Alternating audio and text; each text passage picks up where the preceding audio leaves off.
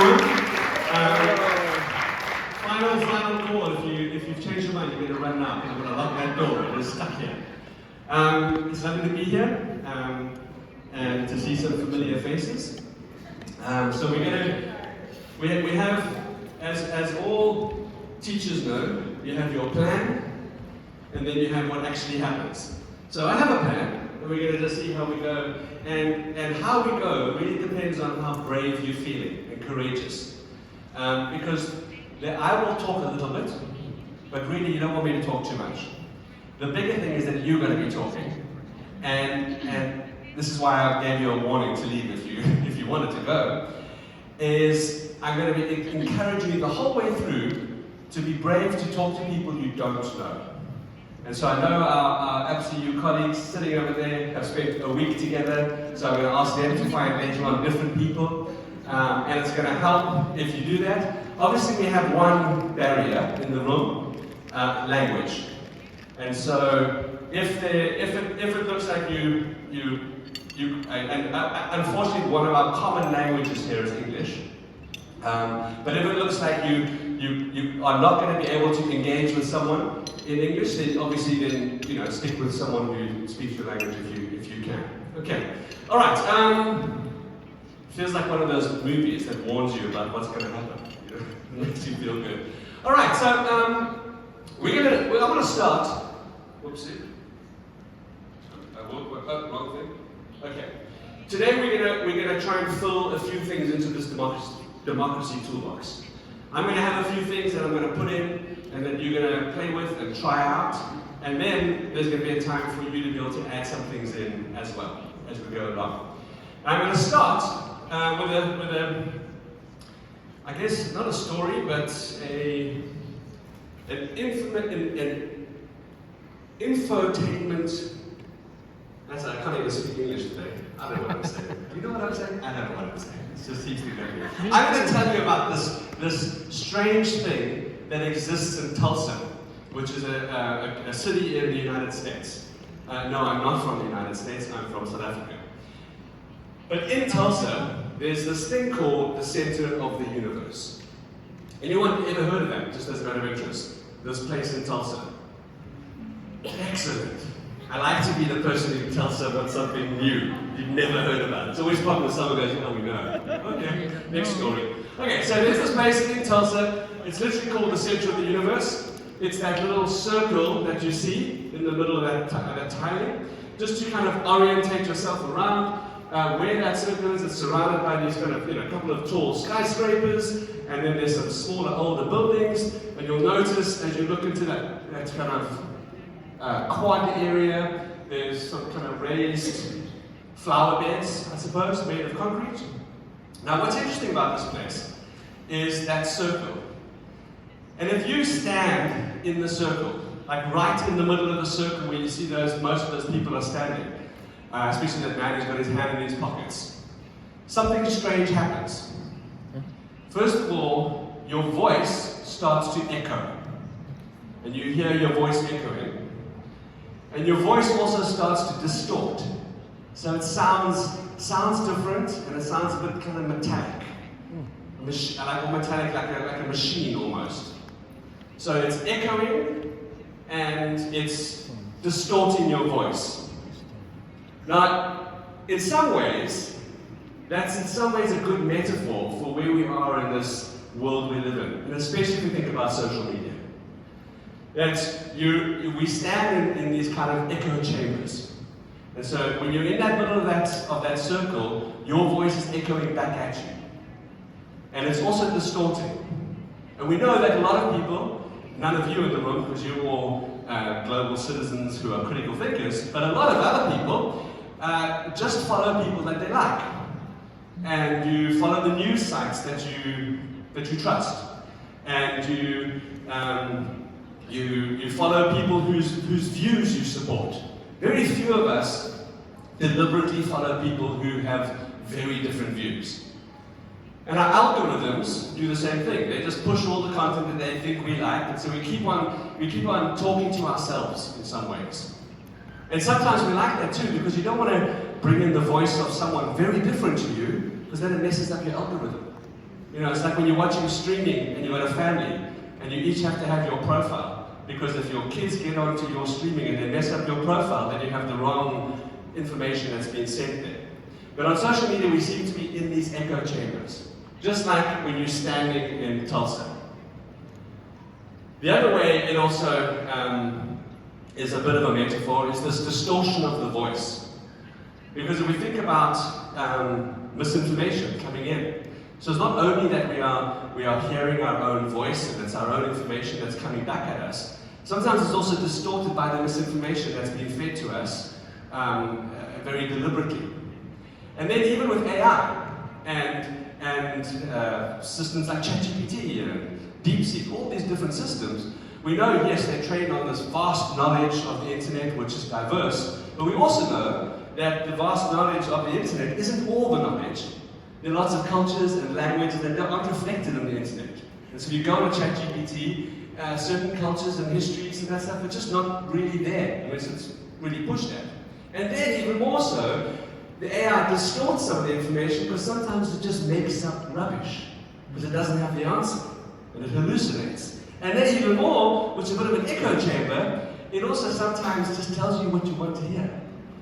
Hi, what do you think of this paragraph I've written? Great paragraph, Dylan. Good start. You know, so we're in this kind of distorted echo chamber. So that's the one way that this place is a bit of a metaphor. But there's another way. Because the more interesting thing about this Tulsa is that when you're standing there and you're making a noise, clapping or whispering, it's distorted, it echoes and you hear it. Only you hear it. So those people standing outside of the circle, they either don't hear or they'll hear a muffled sound. But they won't be able to hear they won't be able to understand what you're saying. It distorts what you're saying. But most people can't hear what someone else is saying in that circle. And then you can't also hear what they say in that circle. And so again, it's a little bit like this world we live in, where we are not only our echo chambers, we're also not listening to each other. We're also not stepping out of that echo chamber and going to talk to someone and get to know them. I know Andy in the front here, who is an esteemed mathematician. Just kidding, he isn't, but maybe he is, I don't actually know, maybe. Is thinking, well, how does this happen? First of all, it wasn't by design. It wasn't always like that. But over the years, as they built these concrete structures around this plaza, it just happened by chance that the way the buildings are shaped, the way the leftover pieces of those kind of flower beds that used to be there many years before, it does something about bouncing the sound waves off. And you took one of the buildings away, it wouldn't work anymore. So it was an accident in many ways. But it's a good metaphor to get us started to think about this, how we break and get out of these zones of echo chambers, I suppose. So we're gonna do that, and we're going to have a chance to explore some tools on how we do dialogue. So we had a great talk from our young leaders about the power of dialogue, and you got a chance to do some of that. We're going to go a little deeper today, and I'm going to introduce you to these 2 or 3 tools. We'll see how our time goes, that give you strategies of how we actually do dialogue in a way also that builds democracies and gets us out of our echo chambers, gets us to listen, gets us to respond, gets us to feel valued, gets us inclusive. What I'm going to do as a start is I'm going to just play this short video. The context is there's a program called StoryCorps, and it was run in the United States. And the intention of this program was and still going, is to bring people largely of very different views together to have conversations and see what happens. So here's a conversation between a father-in-law who is quite, for purposes of this, because you can't see them, he's a white American. His daughter-in-law she's a black American. And they share the same household. They have very, very different views on politics and very, very different views on religion and race and everything else. Here's that conversation.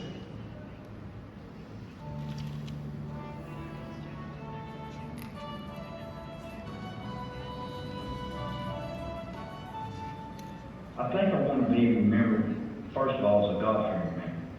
Sometimes I'll be known as someone that might have been a little bit of a pain to get along with, but I don't think there's anybody that can't say that I didn't show the love. How about you?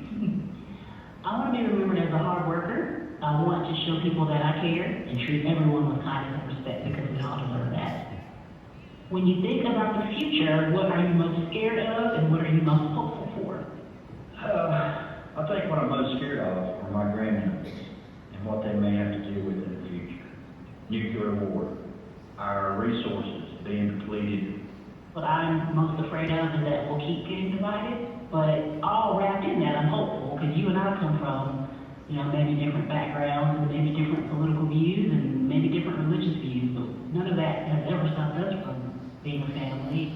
If we still live in the circumstances from years ago, or the way things were years ago, we would probably never know each other. There were some things that I taught when I was a young man that would have never allowed us to even have a conversation. But I thank God that He gave me the knowledge to understand what love really means. Does it bother you that we don't agree about politics? No, it doesn't bother me. Being different shows us the different sides of things.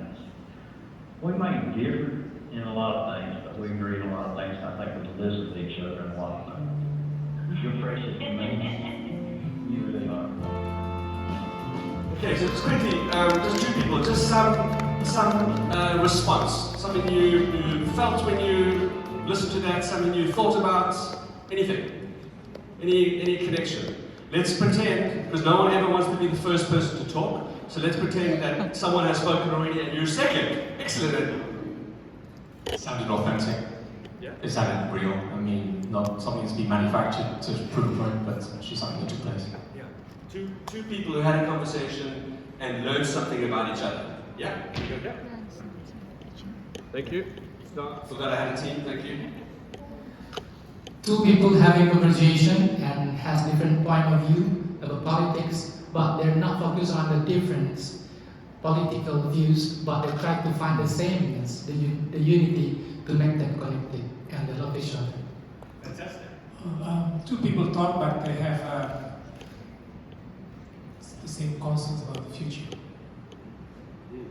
Nuclear war. Yeah. So, yes, some things are different, they'll never change those differences, but they found these other things that are equally important. Sometimes we think the differences are the most important thing, but these same things are equally important. The sameness is equally important. And yes, they're just authentic people, just having a conversation. And in some way it feels, I don't know, when I listened to that the first time I thought, wow, like they have big problems to get over. In America, all of that stuff, and they can love each other. Like that gives me hope. Like I've got to do some work on some of my relationships that are tough. Okay, you know how I said like two people? And look at this, we're already at 5. So we're going to do this really quickly. What are we? So short statement. Some people tend to disagree to agree to some things also. Yes. They tend to disagree to agree. To agree. Yes. Yes. To agree, or at least to just live together. Or agree that we can disagree and live together. I see it as a fabrication of feelings for strategic reasons and maybe for deceptive reasons. Thank you. Tell me why fabrication? Because it's not real. They have to make it up for strategic reasons. Why not real? They have to make it up. Like I said, it's not within them. It's not what they naturally want. Yes. Okay. So that there's work that they have to do. It may not be natural that they can just sit and find a common. There's a history between them. There are barriers. There's race. There's age. But there's work, and they've done some of the work. Great point. Thank you. And then last thing, catch. They are different, but they are same because they both are open to each other. So they are different, but again, like they are same in a different way. Okay. Fantastic. All right. So thinking about difference and courage. Here's what I want you to do. Everyone stand up, please. Everyone stand up. Stand up. Stand up. Oh, here we go. Here we go. Okay. Sit down. No, I'm kidding. Stay. Stand up. Stand up. Stay standing. What I want you to do is I want you to look around the people who are near you, catch someone's eye, preferably again someone that you haven't traveled with or you haven't spoken to too much, and you have literally, I'm counting 30 seconds to find someone.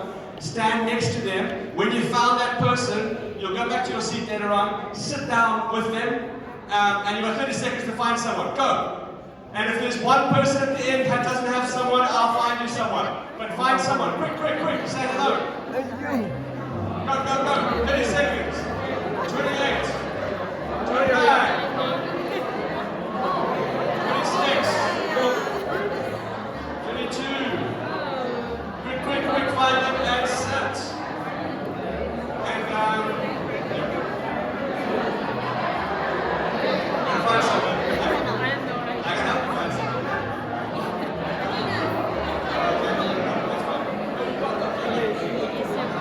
Yeah, sama. You're going to find someone, you're going to say, and then find two chairs anyway to sit with them. Don't you can sit on other people's chairs, just find someone and sit with them. Find someone and sit with them. Once you found them, sit with them. Are you guys together? Yeah? Okay, then sit. There we go. Once you found them, sit. And then, can you hand out those papers, please? Thank you. All right. Well done for being brave and courageous. Meeting someone new. Okay, so let me explain what's going to happen. You're going to be getting. Oopsie. Right, what's been handed out to you now is a sheet with 3 tools. All you need to do is focus on the first tool that we're going to look at. So I'm going to explain it, and then you're going to have the conversation following my instructions strictly. I'm a very strict teacher. Kids feared me when I was teaching and trembled when I walked into the room. Okay, so here's what's going to happen. There are 3 tools that we're going to look at for specifically, and we'll talk about why democracy later on, but 3 tools for dialogue for democracy. The first part we're going to look for and work on is exploring values. So it's not just about I have a conversation with someone and I listen to them. It's also the focus of the conversation you have and the focus of the content. So we're going to focus this content around values and exploring values. So what's going to happen, and I'll explain it first, and then I'm going to time you, and then you'll get going. So the first thing you're going to do is one of you will be the first sharer, who's going to share, the other person's the listener. That person will share a value that matters to them, and some of you are thinking, I can't think of a value quickly. I have a plan for that, because you'll see it says, not sure what value to choose, try one of these prompts, because these will get you to think about a value. What do I try to live by, even when it's hard? What value gives me hope when things feel uncertain? What value do I want young people to carry into the future? So if you can't think of a value, just answer one of those questions, and a value will magically appear. Once you've got that value, you're then going to tell the person, other person is just listening, you're going to share a moment when this value came alive in some way. So you'll tell a brief, real-life moment when maybe the value was tested, where it was visible, where you felt it, you could see it, and so you can say things like, I saw this value in action when something happened, or this value challenged me when, boom, boom, boom. You're going to have 2 minutes to tell the person, and all they can do is look at you, nod, smile, but they can't get involved in the conversation. This is your moment to speak. Okay? Then I'm going to set a timer. You're going to hear it's going to go. That's the sound when you've got to stop talking. Even if you're mid-sentence, the other person says thank you very much, and then I'm going to start the timer again, and the other person has 2 minutes to share their value and their story. Other person just listens. Does that make sense? After that, I'll tell you what to do next. Yes? Question? No. Oh, okay, cool. All right, makes sense? All right, so you're gonna, one person's gonna start, the other person just listens. It's not a conversation. You've got to be a great listener. So your 2 minutes starts now. Let me record this. Meza kelihatan tak kakak sama Cherry? Yeah, I want to record this moment because it's very often exploring our values. So you first or I first? Me first. It doesn't matter for me. What about you? Maybe I'm going first, okay? So if I have to share a value that matters to me a lot is being impactful. That is my value when I was in college. I followed the organization because I don't want to be a student just study and don't make a benefit to people around me, because I believe that I am created by God, by Allah, more than that. So the function of all of my body and my brain and all of my asset in this body, I believe there is another impact. There is more impact that I can make to people around, and I focus on people. So my value is, I can tell you that my value is being impactful to people around in a positive way, like that. What do I try to live by even when it's hard? Yeah, it's hard to be impactful because when I have to focus in college, I have to focus on other activities such as being a writer and being an announcer at that time when I was in college, and I am actively contribute in organization at college to more than 2 organizations. So it's very hard for me to manage my time.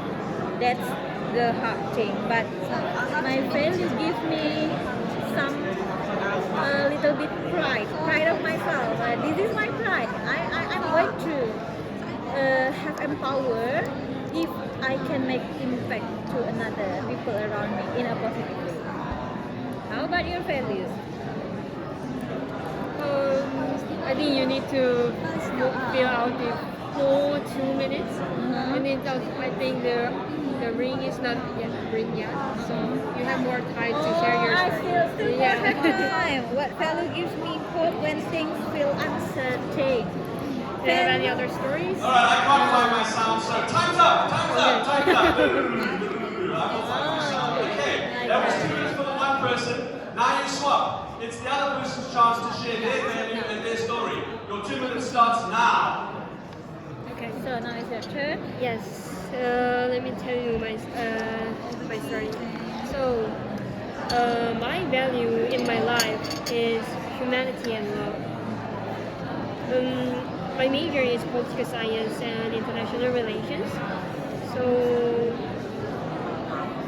it addresses with all the power dynamics and the relationship between stronger person and weaker person, the minority and majority like that.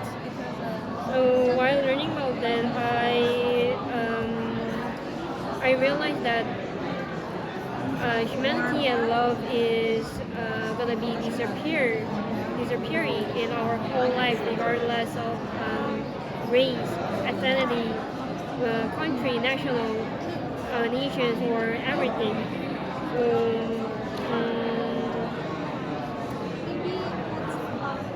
The moment when this value came alive, well, I tried to practice humanity and love to others by joining an organization in university, as you did. But I think it was not that successful because I still try to get tolerance and understand others, to do my best. And whenever we have a lot of moments and opportunities to meet someone else who is really new or we have never met, like from other countries, or who was born and raised in a really different environment. Whenever I met people, I try my best to understand them. Just Now for the third step. This is whole you both get process. yes in the Yeah, conversation. just So a turn over the person. page, Just and a on the page, person on the basing back on of that humanity. page, Oh. you'll see that Got it. where it says exploring our values, and basically now you have a chance for a few minutes to just talk together for answering some or all of those questions. What did you hear in each other's stories? Even if we name different values, what do they reveal about what matters to us? Did we notice any common hopes or principles? You've got 2 minutes to just talk about those questions together. You can both talk. Still not exploring our values, it's on the back side. Exploring our values still. Now? Yeah. Yeah. What did we hear in each other after all you have shared stories? What did we hear in each other's story? What did we hear? Yeah, in each other's stories. So when I heard your story, I feel like some part is really similar to me. I also want to be an impactful person who give a good impact or an influence to others. But before being an impactful person, I thought that I should be how can I say? I should be qualified. To do that, to be impactful. Yeah, so I was like, and I think it is not time to impact to others, impact to my by myself. Yeah. When I hear value, I feel related to myself too, because I want to be impactful in a good way, so I have to learn more about humanity and love. How can I be impactful if I don't have a value in humanity and love? And one more thing that I learned from your value is how we can make ourselves. We know we are human. We have something we believe, something we don't believe. But how can we make us more human, more understandable about the different? Because there are many different view in us, in political maybe, religion, and how our parents raise us in different right. Especially in this era, there is some phrase sandwich generation. Do you ever heard that? Yeah. There is my friend that not agree that, but there is my friend agree that because they are raising in a different way. Yeah. It's called humanity to understand each other. Capacity to understand, to live up the burden in the One of the things our you? leaders told us is there's power in listening. And what that means is when you hear my voice, what should be happening? Listening! Okay, alright, okay, here we go. It's really nice. In fact, it's a little bit of a curse sometimes to interrupt people in a conversation, but watch how I do this.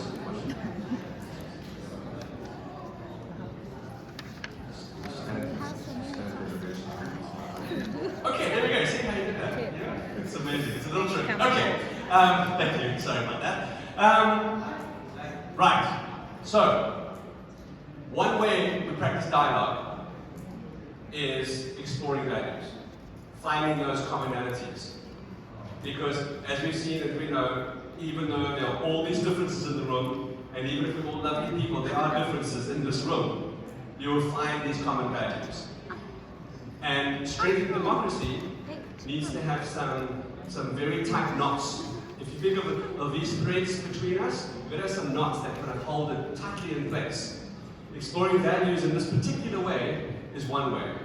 And just to remind you of what you were doing there, because you can sometimes just get into it, first of all, you were forced to listen for 2 minutes and just let the person talk and share. Then you had your chance to do exactly the same. You had that feeling of being deeply listened to because someone is quiet and listening. And then you had the chance to say, what did we find? What did we discover? And then you have that conversation. So that's the first step. I want us to do another one.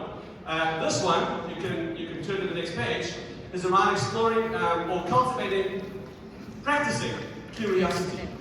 So great dialogue happens not just when we explore our values, and we find those common shared values. That's one step of the process. The other technique and tool is to, I use this word, cultivate or practice curiosity, because it is a bit of a muscle you have to practice, to be curious. So, here's how it's going to work again. You're going to stay with those same people, because now you're starting to get to know someone. And what's going to happen is one person will start. Ignore the instructions that I put on there, because I'm going to change it slightly. So one person starts, and that person chooses one of those topics that are below. How do you decide what information to trust, or what helps you stay open when someone disagrees with you? That person decides whichever thing that they want to talk about and answer that question. They're going to have 2 minutes, again, to answer that question in any way. And the person is listening. If the person stops talking because they've run out of things to say, that's okay. Just sit in silence. Don't continue the conversation. Let them come back. Because sometimes we say something, we need to pause, and then a new idea comes. So let them just sit with that silence for 2 minutes. The other person will then also have a chance.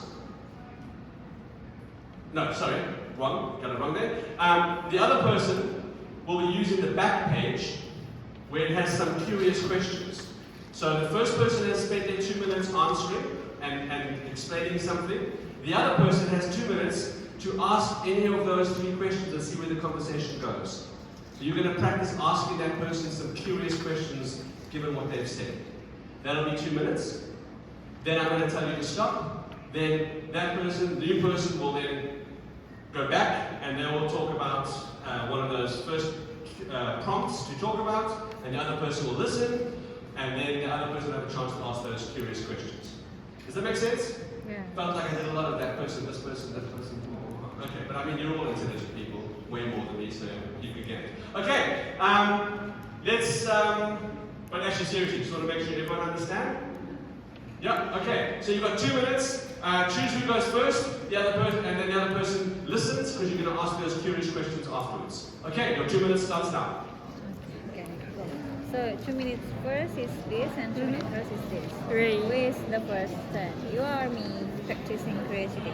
Let me start. Okay. So do you have any question to Yes, me? yes, after yes, that? yes, yes. Which question? What do you want to ask me? I don't mind. It's up to you. You don't mind.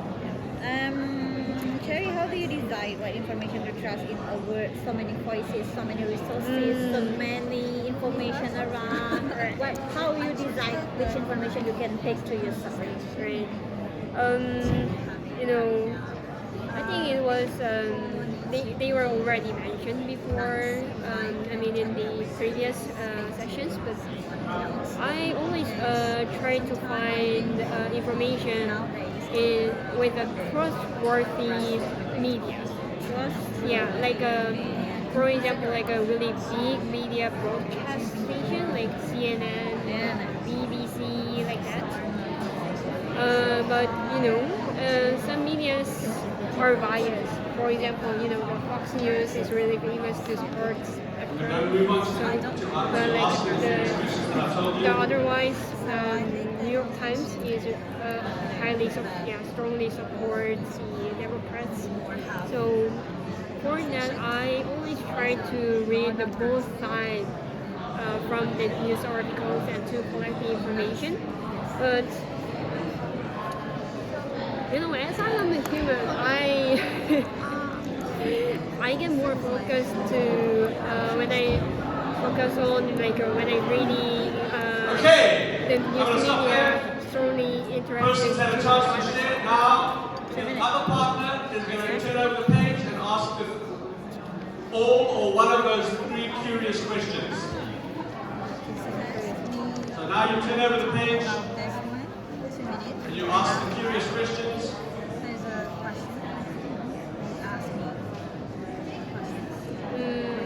And if for some reason those questions don't make sense because what the person spoke, just ask another curious question.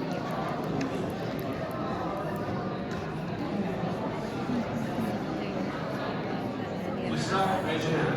So this question I'm gonna answer among them, right? So let me hear about the answer about the second one. What's something about that idea others often misunderstand? About the idea others often misunderstand, maybe because they believe what they want to believe. For example, if they choose one candidate for the president, for example, they already fall in love with that candidate, really want to choose that candidate. So whatever the information about the candidates, they will agree. Whatever information about the rival, they will disagree. Even if I don't know it's not true or true, but yeah, something about that idea others often misunderstand. The people often misunderstand is they have a wrong focus on something. It's not about object more, but about them. They push themselves to believe even the news is I don't know correct or false like that. I think yeah. Okay, alright, that's the curious Because it question part happens to me out. too. When I Now we're focus gonna on one swap. candidate, The I other choose person to gets a read chance everything good about that candidate. I think that was right. Respond to either of those 4 bullets on the first page. Other person's going to listen. You got the idea? Other person, it's your chance. Go. Okay, so again, telling Here my again. friends. I'd like to ask you.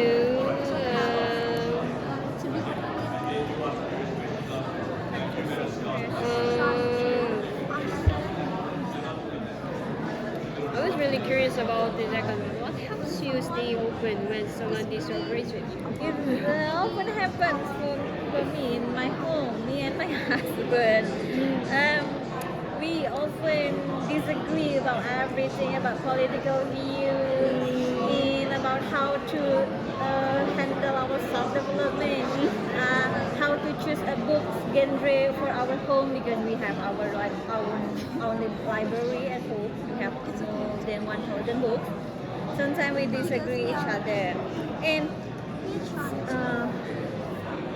one thing that I learned from my husband to stay when he is disagree with me is we created by God is different people. So why we have to fight and take it too much in our heart so often about disagreement.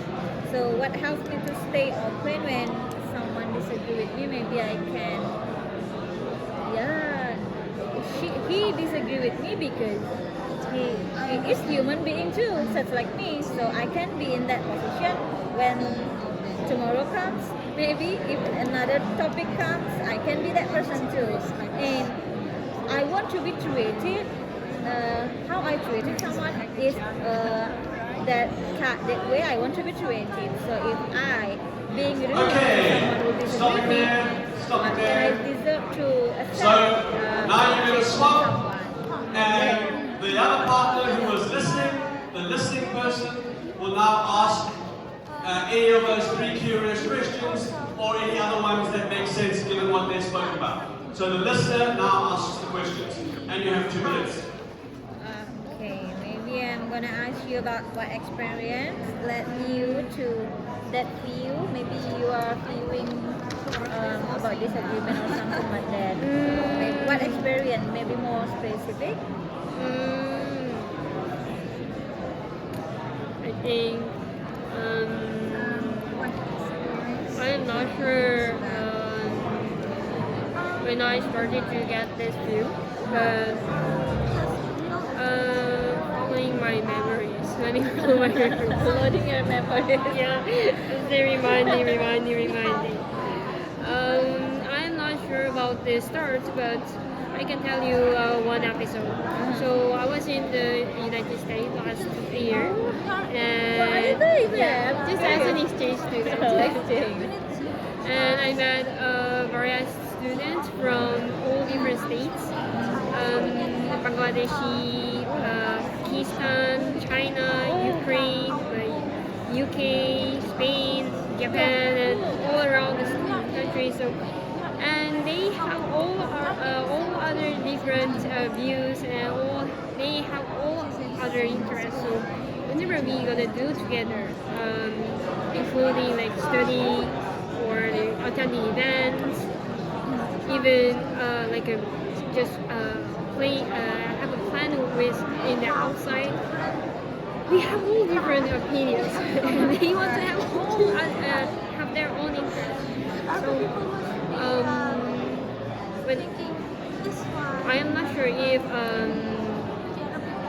Indonesians celebrate Lunar New Year's Day or not, but in Korea and China, both countries celebrate Lunar New Year. And my Chinese friend told me like, oh, do you also gonna attend for the Chinese New Year celebration? So I was like, oh, Lunar New Year is not only for Chinese people, it is for Korean, Japanese, Vietnam, and some other countries. So I was like, how can I correct his opinion like that? So I was like asking him really carefully and told him like, oh, do you know that China is not only country to celebrating the Lunar New Year? Yeah. So I was like, and he was like, oh, yeah, I know that. So I was like, then you shouldn't say like that. I know that you don't have any intention to say like that. But Koreans and other Asian countries also celebrate this. So when you say like Chinese Lunar New Year, either will getting hurt or they feel like getting discriminated. And he was like, oh, I'm so The sorry second about step you've done is now not just listening to someone, which just, for the record, you've done more than more humans do to other human beings. And each of you have listened to someone else for at least 4 minutes without interrupting you.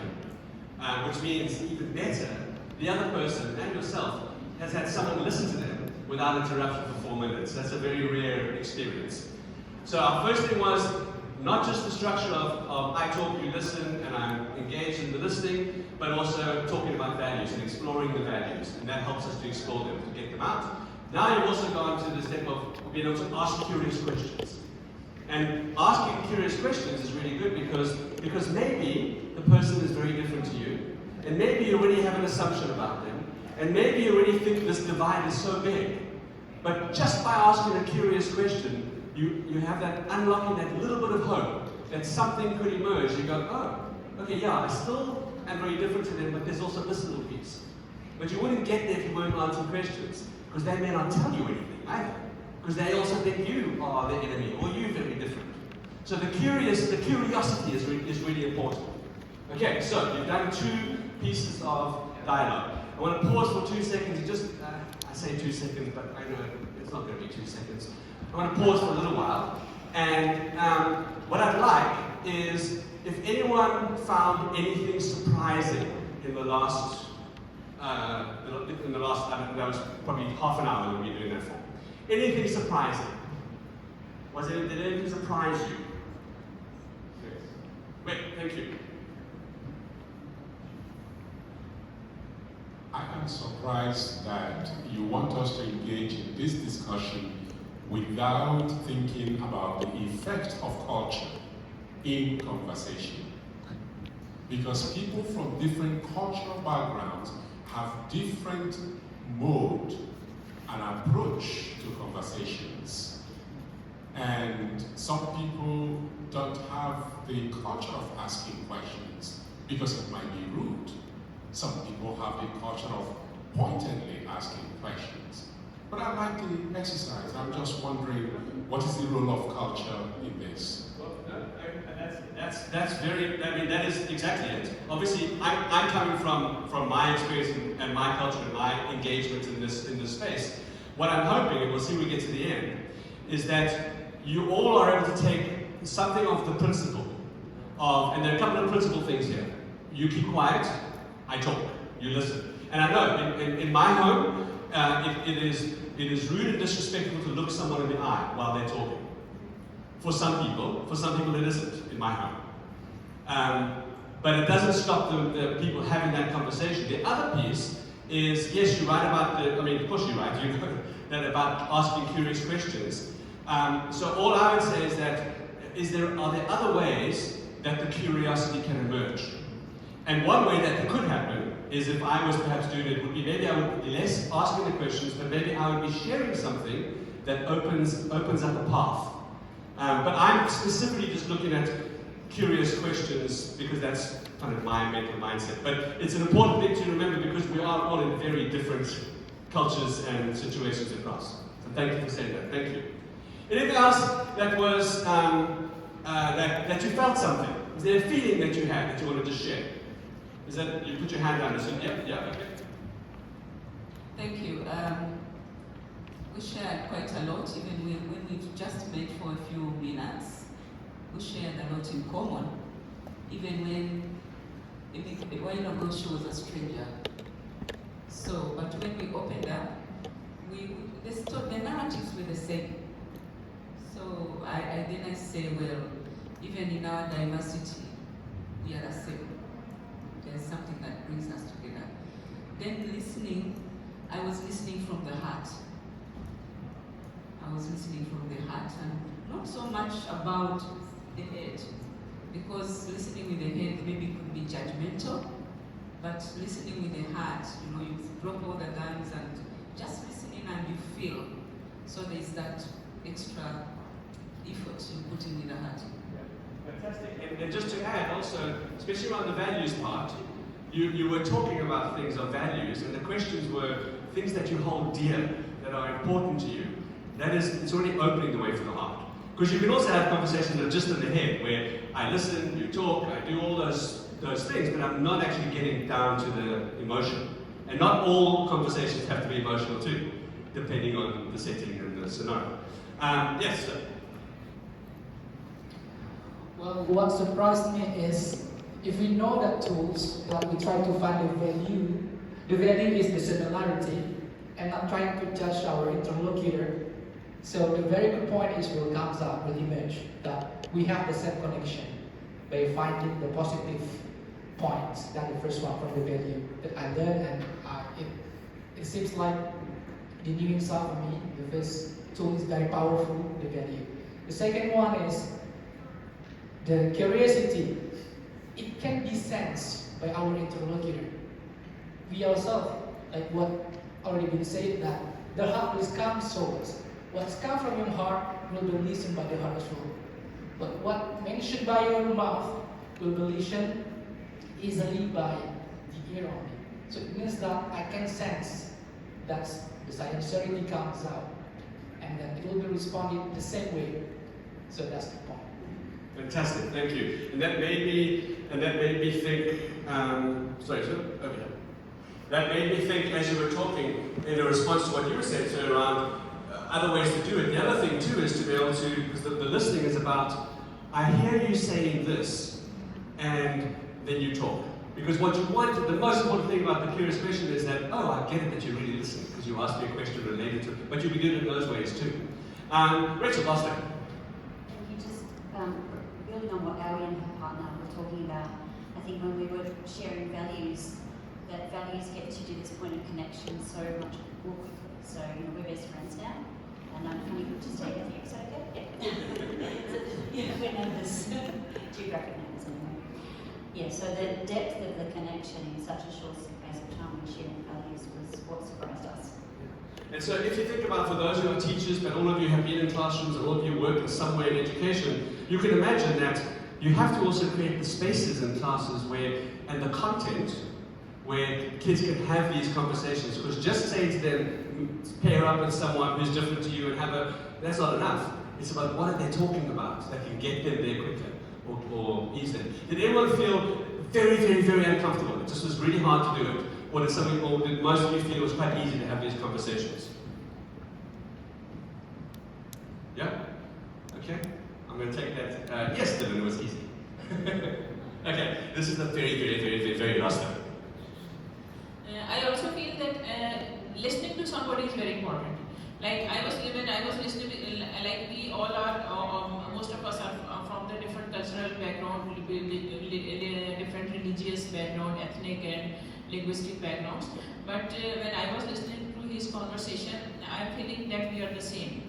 And because he is very, because of these curiosity questions and going through all whatever he was doing, I was listening him very actively, and the likewise he was listening to me very actively.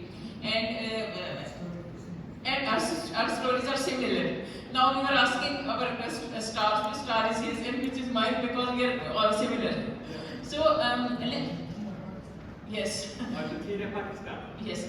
And so this is the power of active listening. Basically, we need to listen to other person, and when we one thing is that we are listening and we are not focusing. So I'm listening and I'm focusing too, and he's listening and focusing too. It's this thing has its own power.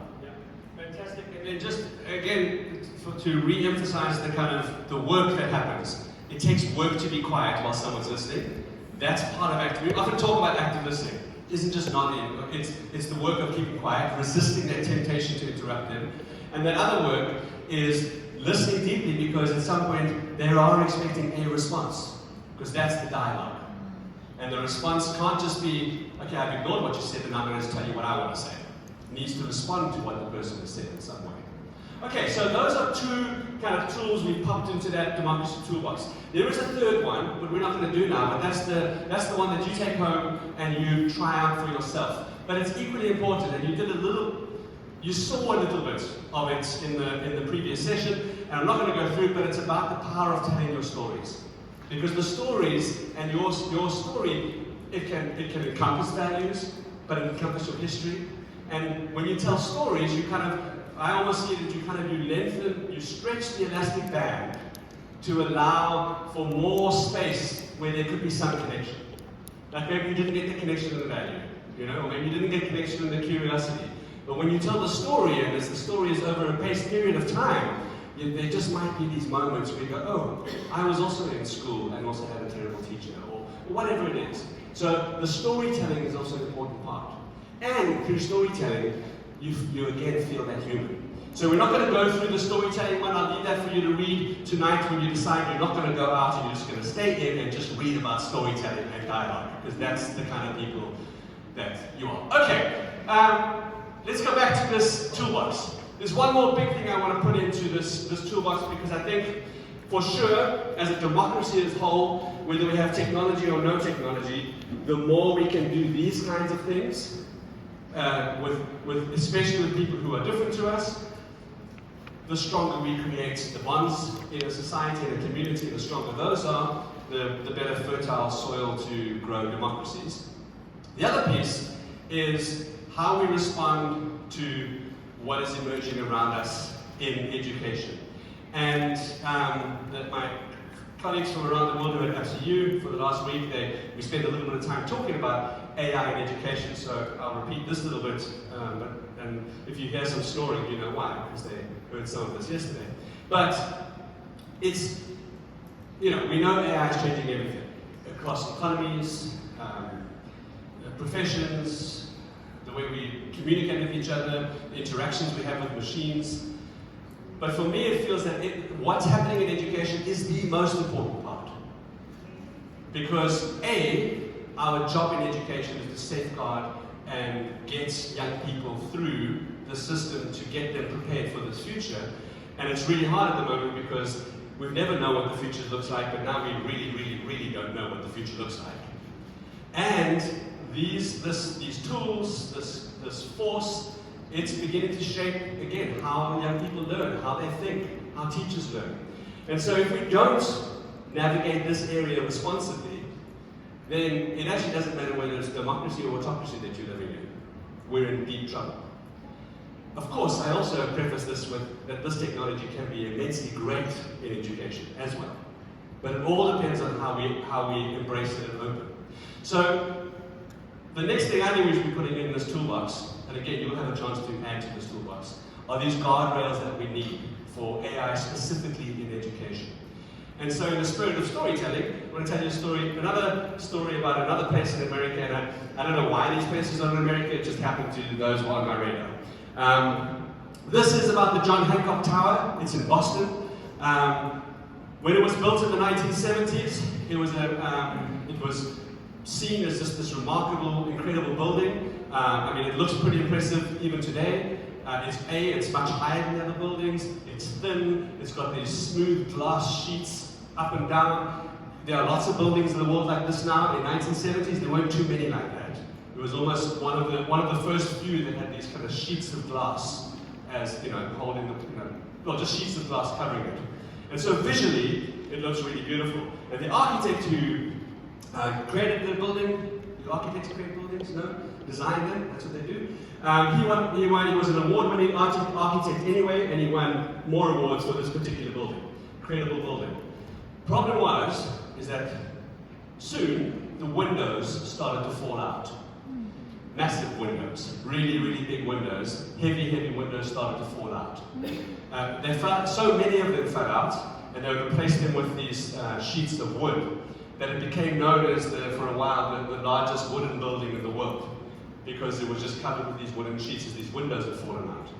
And what happened is these architects these windows are glued in with a very special glue, and they obviously didn't just use anything. They researched what would work well to hold these windows, but they didn't take into account the strength of what the sun would actually be once it was up, and the reflection and the weight of the glass would heat up. And so eventually the glue that was holding this glass just expanded too much, and then the windows popped out and fell. So they eventually had to kind of block off the street whenever it was windy, because once it was windy, the windows which were already loose would fall down even more. You see that I like metaphors. So, this in some way is a great metaphor for all these new AI technologies. ChatGPT, Claude AI, DeepSeek, Gemini, Anthropic. All these companies have got these beautiful, beautiful glass, wonderful buildings that we haven't seen before. They're amazing, they're shiny, they do incredible things. But just like that building, the windows are falling out already. So these tools have some problems. Misinformation, as we've said, that people use it. And because it's so good, they can use it to cause so much harm. These things we've said, they hallucinate, they make up stuff. If it doesn't know the answer, it'll just make up an answer that sounds super convincing. Because we're in a room full of teachers, big issue for AI and education with any teacher is cheating, and will cheating happen, and cheating is happening, all these different things.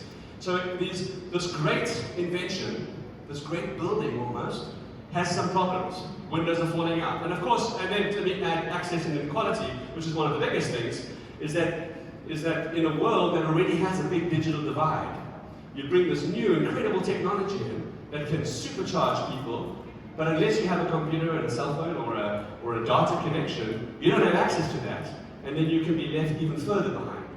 So the great technology can also have some negative consequences.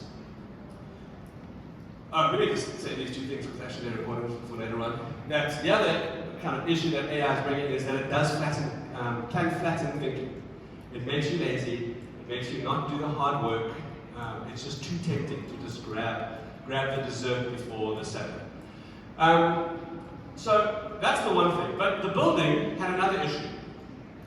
That beautiful building is there was the structural sway. And very clever architects hadn't taken into account the actual force of what the wind would be like in Boston at that particular angle of the building. I mean, they'd done some of those calculations for sure, they were clever people, but they just didn't get it right. And normally, and so the building swayed at the top, but 3 meters, which is pretty much from here to like probably here. So you imagine you're on that top floor, and so eventually they had to close the top floors because people were feeling too sick, they couldn't work there. And of course there was a risk of some damage happening. So most buildings, tall buildings, have these in them. They have dampers. And these are kind of big weights that basically keep the building up straight. So if there's a wind is blowing on this side, the damper kind of pushes against it and the building stays up straight. The wind goes on this side, the big heavy weight pushes against and holds it up straight. Most big tall buildings in the world have this kind of thing. I have no idea why they didn't put a damper in. Maybe I was just lazy and didn't do my research, but I imagine it had something to do with the thinness of that building and the fact that they thought they angled it in a certain way that it wouldn't need it. Either way, it didn't have it, which is a problem. This story, though, gives us some hope. Because what they were able to do is they were able to retrofit those dampers later on. So they couldn't like tear the building down and have the big heavy weight hanging, because that's, you're going to build the building around that. But they managed to recreate dampers and put them on the second or the third top floor, so that that would be the weight that would keep the building up straight. So they managed to solve it by putting this heavy weight into place. Can anyone guess what the next slide is going to be? They pulled the building down? No, they didn't pull the building down. The building stayed up straight. It worked. They fixed the windows, the building remains today, it's sturdy, windows don't fall out, it probably doesn't, yeah, they've used different glue. The next slide, though, who knows that one anyway, this is the next slide, is back to these guys. And by guys, I mean in the no gender sense. These people, these organizations, when they built these tools, not all of them were thinking deeply about the ethics. Organizations like Anthropic probably do it a little bit more, but most of them were building this great technology that can save the world and find the cure for cancer and fix education. Of course, they do think about ethics, but it wasn't built from the foundation up. Ethics wasn't built into the system. But we can start to put some of these dampers into these systems and how we use them. And how we do that is with kind of retrofitting some ethical guidelines that we dig into these systems, and we hold on to, and we make the systems hold on to, and we make the users hold on to, because those will be the weights that stop this building from swaying and from the AI doing some terrible things. And we need them because it's an education and it's kids. And if we mess it up when they're young, we've messed it up for later on. So, here's what's going to happen. We're going to do this together. It's going to be the world's biggest group work exercise you've ever been a part of, and I've also ever been a part of. So wish us luck, people. Wish us luck. Okay, so what's going to happen is we're going to look at one or two of these things called the key requirements for trustworthy AI in schools. I didn't make these up. These are from the European Commission. UNESCO has a bunch of new ethical guidelines that have come out. There are lots of different organizations. I literally chose these because the ethical guidelines come with a few questions we should be asking, and that's what we're going to look at. But by no means saying this is the be-all and end-all of ethical guidelines, but they're helpful to use for. So, the first one is that humans should always be in control, and the AI should never replace humans. That's the one thing in schools. AI should explain the decisions clearly, and the decisions to use AI should be explained clearly. The AI should ensure that everyone is treated fairly. You can't bring a system into a school or education that benefits some more than others. So that's an important piece. Because AI has environmental impact, and AI can be used to harm people, you have to be very careful that the AI is not harming and is supporting the planet, supporting people. Should always protect privacy. The fuel that AI works on is data and information. And we have to be thinking about that privacy issues. It needs to work reliably and safe. Reliably because we're talking about education and people's results and futures, and safe because we're talking about young people. And that there should always be humans who stay responsible and accountable. Whether that's the boss or a teacher, some human is responsible, not the AI. So what's going to happen is all my dear friends will hand these out to everybody. Thank you. You're going to get a sheet of paper that has those key requirements on. Don't worry to read them all, because it'll take you a very long time. We're going to go through this together. And you'll see that on that sheet will also be some scenarios, which I've created, full disclosure, using AI. So I created scenarios that would say, given the existing technologies in schools, create a scenario that would be a realistic scenario that would happen in schools. And some of these are based on particular products that exist. Some are based on kind of a merging of products. And there's one that's kind of a little bit down the line in the future.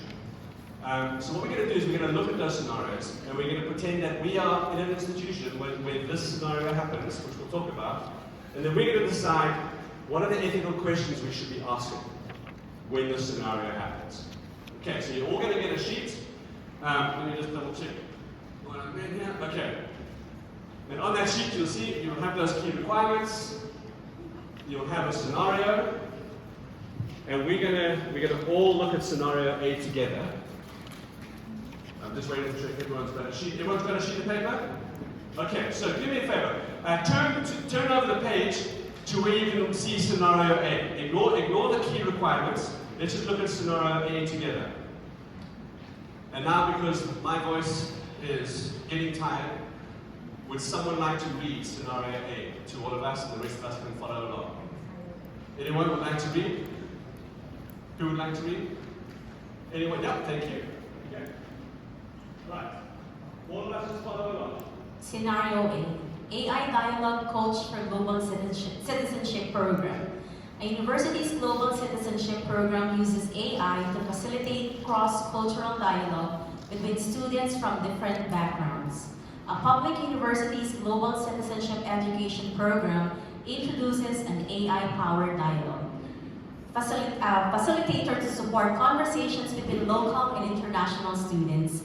The AI helps structure discussions on topics like migration, climate justice, and economic inequality. It suggests conversation prompts, identifies potential misunderstandings, and offers alternative phrasings when tensions arise. After each session, the tool creates personalized summaries. These show where students found common ground and where differences remain. Faculty report that students seem more willing to engage in difficult conversations, and there are fewer heated conflicts during discussions.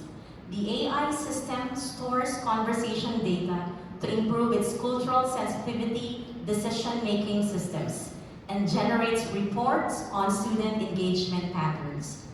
Students use the AI during weekly dialogue sessions, and some have started using it to prepare for conversations outside class.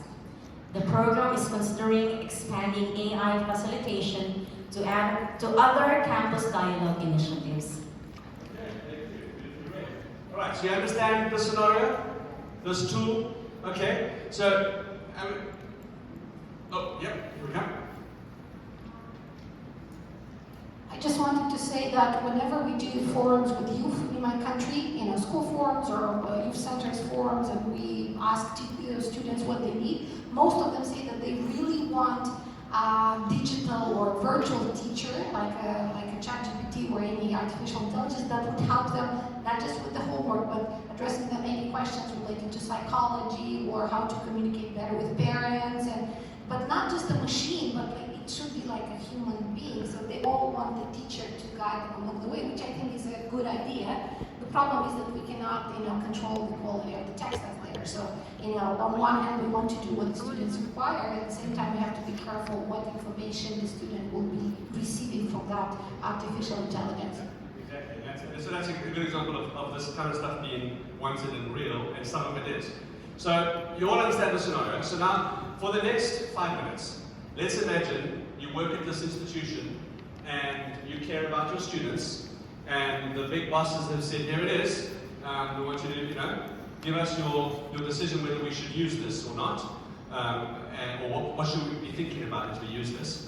So you've seen the scenario. What I want you to do quickly is, I'm going to go back to the first page and just scan those key requirements. You don't have to read, don't read the questions, just read where it says, keep humans in control and the part in italics, and then read the next one. And if you come up with any requirements that as you're reading, that you think, oh, I think this is a requirement that relates or connects to this scenario. So I'll give you an example, a little hint. Privacy is one of them. Okay, so that's, I would put my hand up for privacy. If you, as you're reading, there's a key requirement that you feel connects, just raise your hand. You don't have to tell me anything, just raise your hand so I can see that you've found a match. And there could be many that kind of match with that scenario. Does that make sense?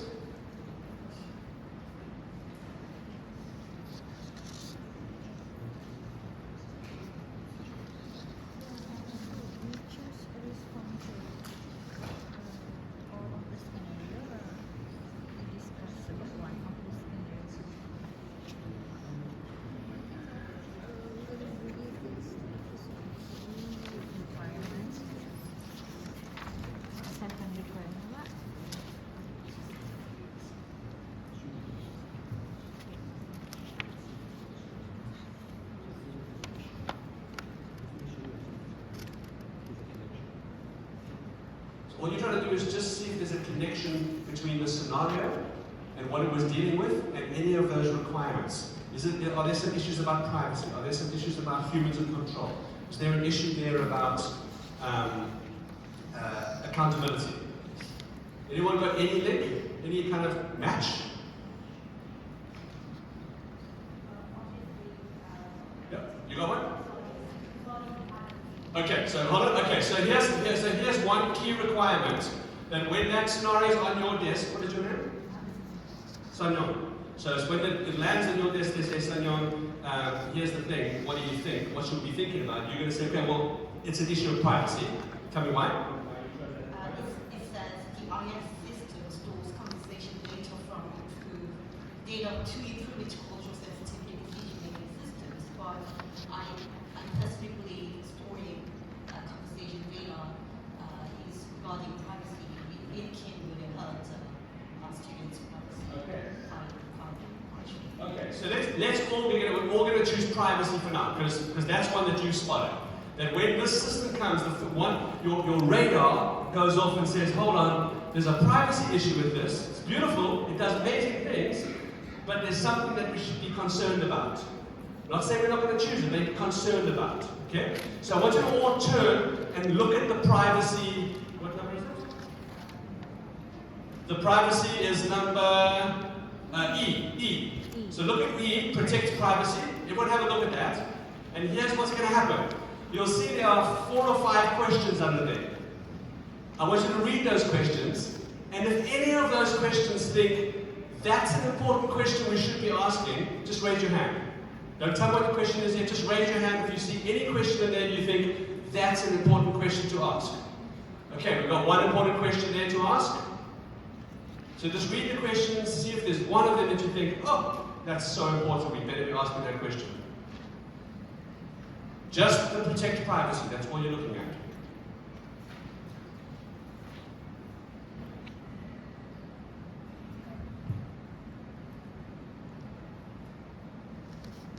Anyone see one other question in there that's really important to be asking? Shandan's got a question. There's a question you've got. Okay, I'm going to come to them. Another question, all important. See if there's one that's super important that just feels like there's only one question, that's the one. Okay, let's just go over here quickly. Now you can all listen. Which question did you think was so important that we should be asking privacy? Tell me why. Read the question and tell me why. Yeah, the first one that jumps out to me is sensitive student and teacher data. I mean, one of my jobs as an educator is to create a safe and supportive environment for my students to learn in. And if I can't guarantee where their information is going, will it be named, can they identify speech patterns, that sort of thing, I'm not creating a safe and supportive environment. For sure. In this particular program, the way it's described, it's not just saying what marks did you get, which is also privacy, for sure. It's like analyzing your interactions and the way you speak and the things you share. You may share some very personal stories in this dialogue coach thing. So that's why it's about where is it stored is crucial. Because if the company comes along and says, here it is, and yeah, we just store it on a little floppy disk. Did you see that the young people in the room were like, what is a floppy disk? And three people nodded. You know they're old. Like me. Alright, anyway, it's a question you want to say, like, where is this stored? Is it safe? Can anyone get it and hack it and then use it against my kids? Because that's an important thing. Is there another question that we, from the privacy that someone didn't pick? Shona?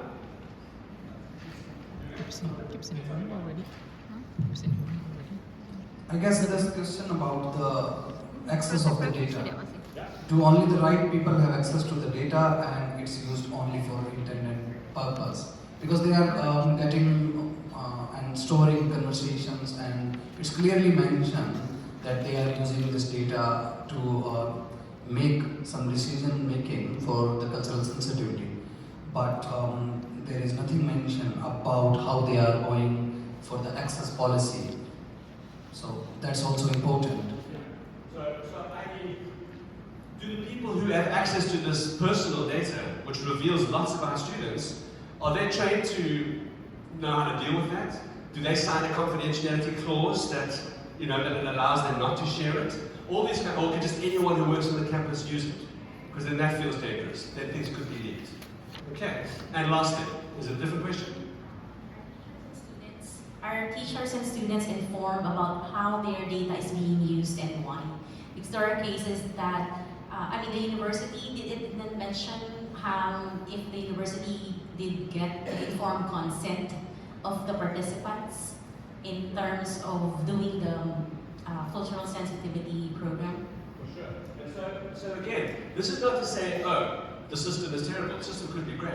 It's about saying, before we go down a path, there's some important questions we've got to ask. And just on privacy, because you could look at all those requirements and they all relate in some way to this scenario, for sure, most of them.